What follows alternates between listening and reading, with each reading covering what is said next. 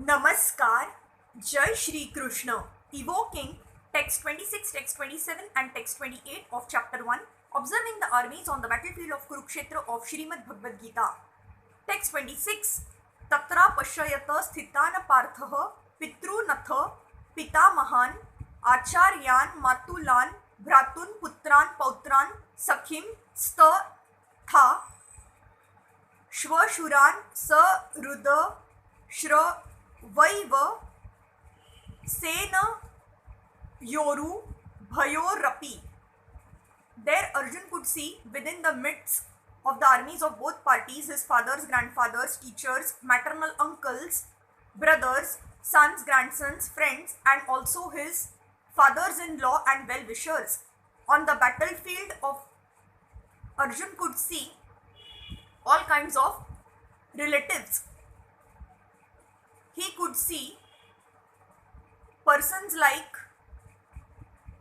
Bhurishrava, who were his father's contemporaries, grandfathers Bhishma and Somadatta, teachers like Dronacharya and Krupacharya, maternal uncles like Shalya and Shakuni, brothers like Duryodhan, sons like Lakshman, friends like Ashwathama, well-wishers like Krutavarma, etc. He could see also the armies which contained many of his friends. Text 27. Tana samikshaya sa kaunteyah sarvana bandhuna vasthitana krupaya paraya vishto vishidana nidama bravit. When the son of Kunti, Arjun, saw all these different grades of friends and relatives, he became overwhelmed with compassion and spoke thus. Text 28. Arjuna uvacha Drushtave mama swajanam Krishna yuyutsum samupasthitam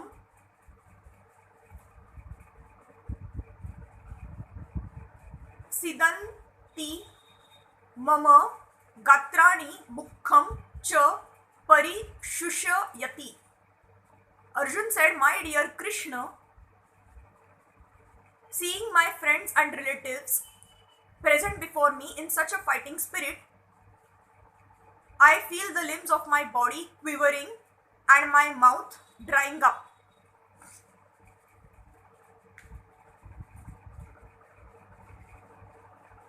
Any man who has genuine devotion to the Lord has all the good qualities which are found in godly persons or in the demigods, whereas the non-devotee, however advanced he may be in material qualifications, by education and culture lacks in godly qualities. As such, Arjun, just after seeing his kinsmen, friends and relatives on the battlefield, was at once overwhelmed by compassion for them who had so decided to fight amongst themselves. As far as the soldiers were concerned, he was sympathetic from the beginning, but he felt compassion even for the soldiers of the opposite party, foreseeing their imminent death. And while he was so thinking, the limbs of his body began to quiver and his mouth became dry. He was more or less astonished to see their fighting spirit. Practically, the whole community, all blood relatives of Arjun, had come to fight with him.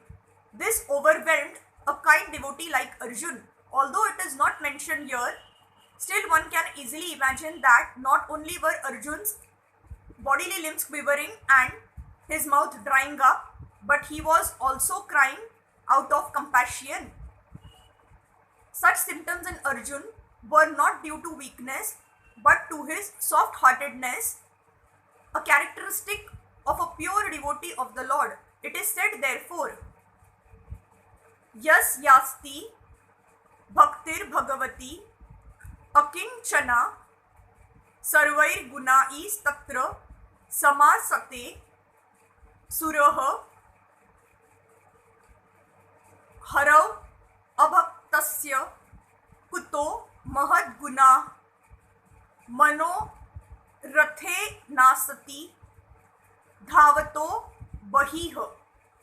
One who has unflinching devotion for the personality of Godhead has all the good qualities of the demigods. But one who is not a devotee of the Lord has only material qualifications that are of little value. This is because he is hovering on the mental plane and is certainly going to be attracted by the glaring material energy. Bhagavatam 5.18.12. Thank you.